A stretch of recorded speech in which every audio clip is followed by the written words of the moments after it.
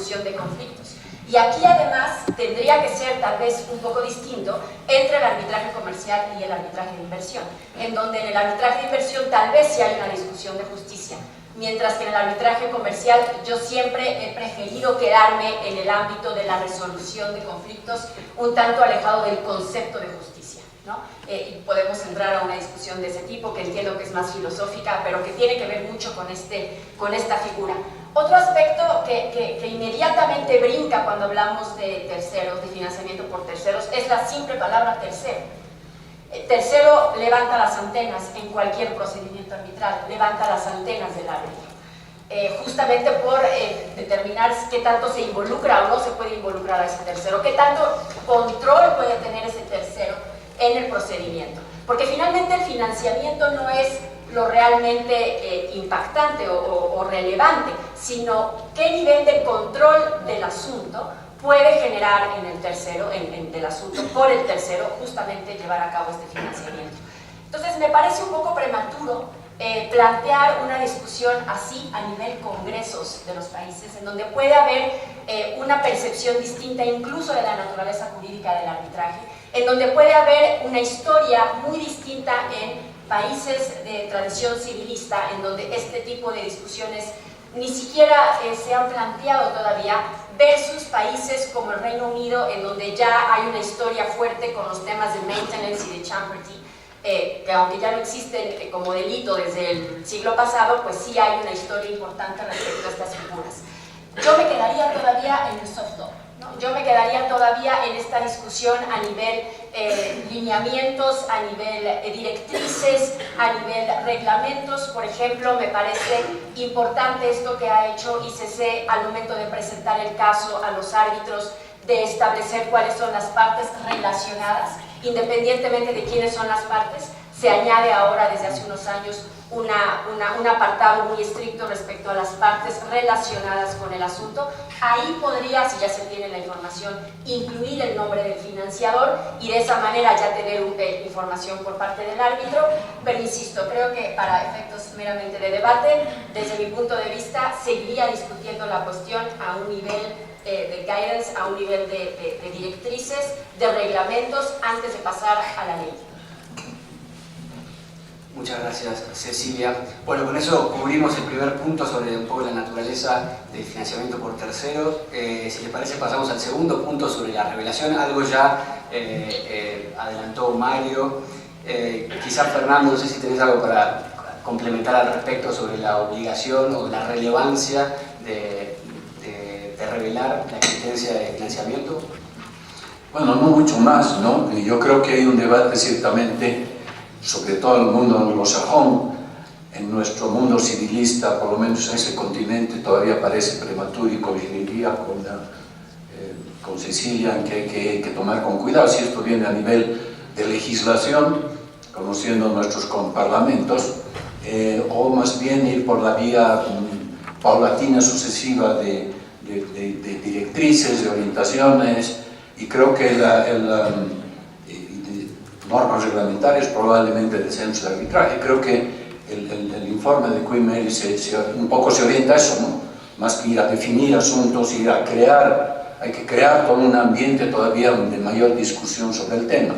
En cuanto a relevación, creo que el tema central simplemente se orienta a ayudar a identificar si es que existe conflicto de intereses en el sentido tradicional, mirando a los árbitros para ver si estos árbitros mantienen su condición de independencia por probables vínculos que pudieran tener de alguna naturaleza con este sistema, que como vemos es un sistema complejo. Y también parece importante diferenciar cuando hablamos de seguros, por ejemplo, en términos comparativos. No se olviden que el pago de un seguro, que es algo muy específico, lo que genera es un derecho de subrogación contra el responsable, cosa que es algo diferente a lo que estamos hablando. Acá casi nos estamos planteando un tema de sustitución de parte, y creo que ese era un poco el razonamiento de la Corte Suprema de Irlanda cuando aborda este tema. En qué medida el financiador, de alguna forma, tal vez hasta oculta, no deliberada o abierta, o por contrato, deviene o no deviene en una parte, y ese es un gran problema porque obviamente el financiador no ha habido un acuerdo respecto a, no había una relación contractual para que aquello suceda.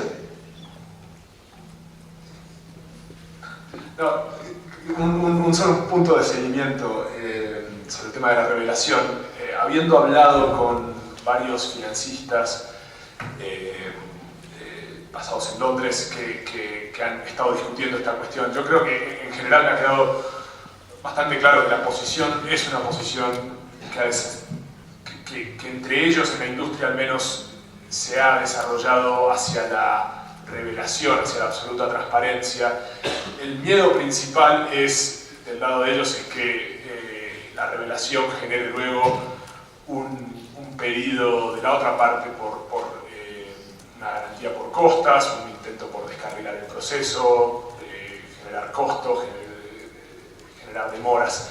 Creo que el reporte de la ICA en ese sentido lo traza un buen balance, porque sí establece el principio de la obligación de revelar la identidad, revelar la existencia del financiamiento, la identidad del financista, pero también dice muy claramente que la mera existencia de financiamiento por tercero por sí sola no tiene un impacto, o no debería tener un impacto en la garantía, en la solicitud de garantía por costos. Pero bueno, hay que ver si esto es seguido por tribunales, por árbitros.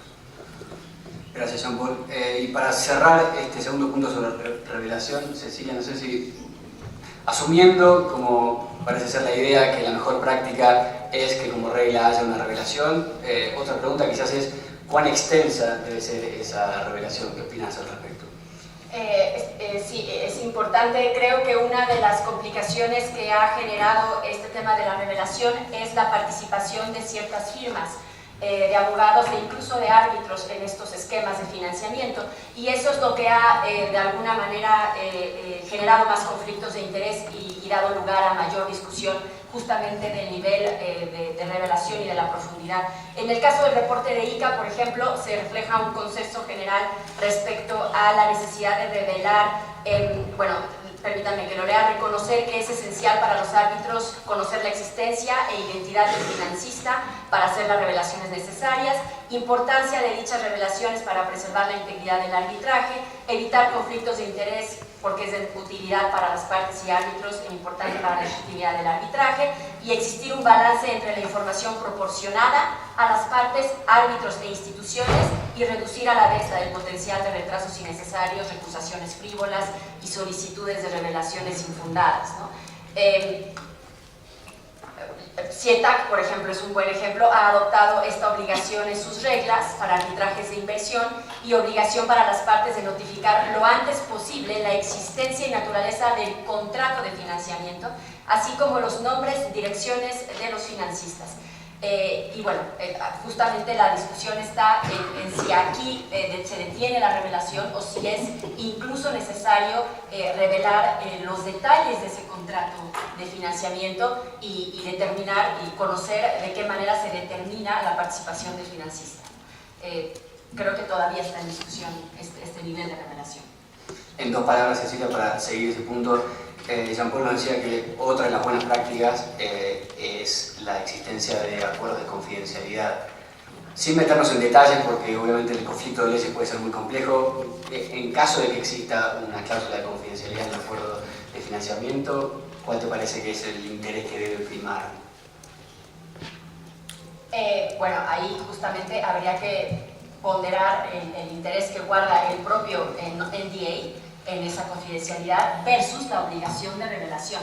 Creo que el límite del NDA está exclusivamente en que esa información, al menos el nombre del financista y sus accionistas, se conozca y se dé a conocer al árbitro para efectos de revelación que tenga que hacer el árbitro. Más allá del detalle, tal vez se podría conservar el NDA, pero los datos generales de creo que es muy importante que el árbitro los conozca para efectos de revelación de conflicto de interés. Bien, muchas gracias. Bueno, creo que hemos cubierto el segundo punto sobre la revelación. Si les parece, continuamos el debate con el tercer punto y, como les dije, quizás subiendo un poco el tenor de la controversia de los temas.